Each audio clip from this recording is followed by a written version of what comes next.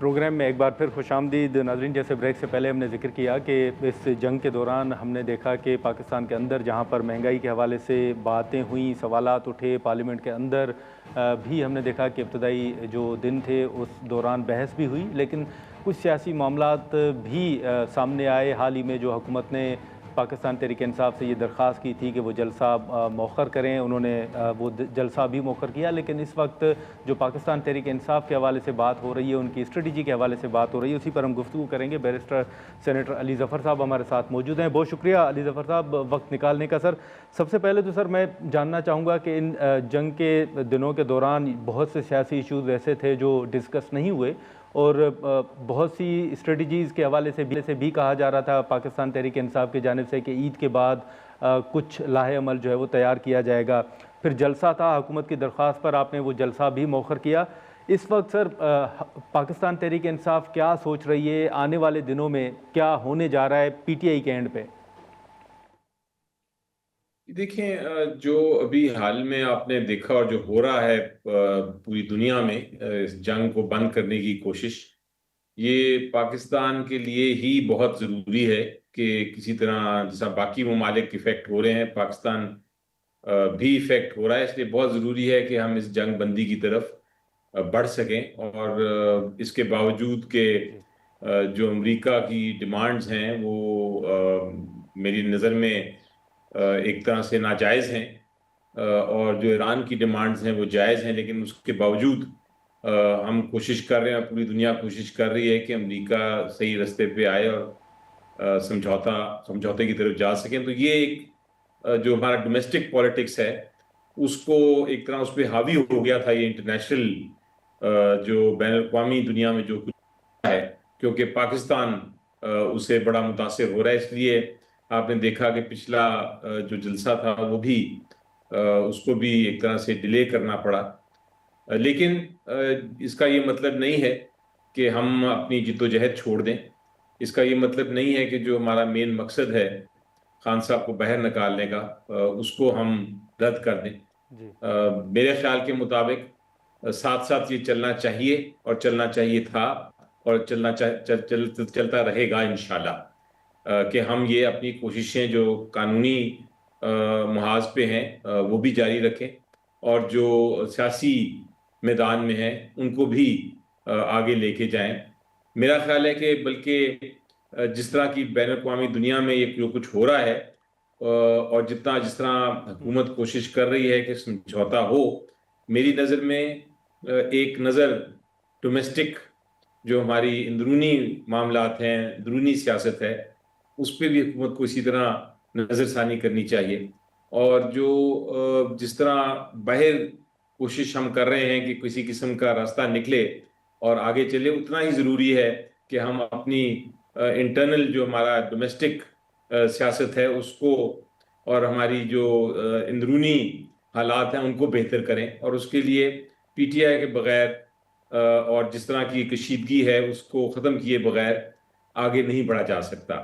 Already ہماری economy جو ہے، ہماری جو معیشت ہے، اس کو بہت بڑا نقصان پہنچ چکا ہے اور پہنچتا جائے گا، اور اتنا سیریس ہو جائے گا کہ اس کو مجھے نہیں نظر آتا کوئی اس پہ کوئی اسٹریٹجی حکومت کی ہے۔ اس کے لیے بھی ضروری ہے کہ ایک طرح سے استحکام ہو، ایک طرح سے اکٹھے ہوا ہو، اور ہم ایک اسٹریٹجی بنائیں، کیونکہ پاکستان کے لیے بھی بہت ضروری ہے۔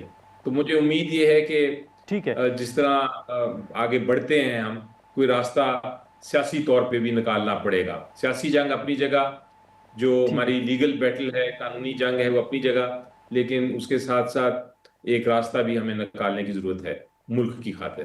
ٹھیک ہے، لیکن علی ظفر صاحب، یہ جو اچکزئی صاحب کو اپوزیشن لیڈر بنایا گیا، خان صاحب کے مطابق جو ان کو مینڈیٹ دیا گیا، پھر سی ایم خیبر پختونخوا کو تبدیل کر کے سہیل آفریدی صاحب کو سی ایم بنایا گیا۔ اب سوالات آپ ہی کے رہنما یہ بھی اٹھا رہے ہیں کہ نہ اچکزئی صاحب ابھی تک کچھ کر پا رہے ہیں، اور نہ ہی سہیل آفریدی صاحب نے ابھی تک کوئی اس طرح کی حکمت عملی جو ہے وہ تیار کی ہے۔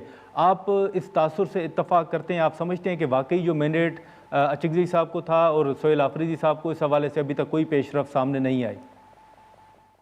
اس سامنے تو ابھی تک یقینی طور پہ آپ کو کچھ نہیں نظر آ رہا، لیکن میرا خیال ہے کہ اب وقت آ گیا ہے اور بہت شدید ضرورت ہے اس کی کہ ہم اس کا رستہ نکالیں اور اس کے اوپر کسی قسم کا ایک طرح سے سیاسی حل ڈھونڈیں اس معاملے کا بھی. اور یہ ہمارے سے زیادہ حکومت پہ ذمہ داری ہے.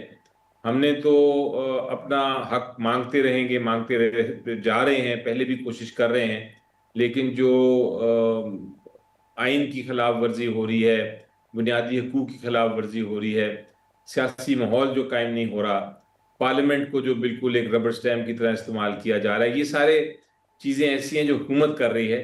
اور حکومت کا کام ہے کہ وہ اس چیز کو اب دیکھے اور سمجھے کہ عوام ان کے ساتھ نہیں ہے، عوام ہمارے ساتھ ہی ہے، پی ٹی آئی کے ساتھ ہے، خان صاحب کے ساتھ ہے. اب ان کو بھی رستہ نکالنے کی ضرورت ہے حکومت کو آگے. اور میں سمجھتا ہوں کہ آپ پوری پارٹی کو، انفیکٹ پی ٹی آئی کو بھی ایک ہی پیج پہ ہونا پڑے گا اس چیز کے لیے. نہیں تو آپ سمجھتے ہیں سر کہ ایک پیج پر نہیں ہے؟ ایک تو یہ بتائیے گا، اور دوسرا اچکزئی صاحب گزشتہ کئی ماہ سے آپ کے مطابق کیا سوچ رہے ہیں؟ کیا وہ حکومت کے ساتھ کسی سطح پر رابطے میں ہیں؟ جیسے حال ہی میں خبریں آئی تھیں کہ ان کی پرائم منسٹر صاحب کے ساتھ ملاقات بھی ہونی ہے. تو یہ جو اتنا عرصہ مینڈیٹ دیے ہوئے ان کو گزرا ہے، آپ کے مطابق اچکزئی صاحب کی ابھی تک کی حکمت عملی کیا رہی ہے؟ کیا سوچ رہے ہیں؟ جی میں کوشش تو کر رہے ہوں گے، وہ ضرور کر رہے ہیں.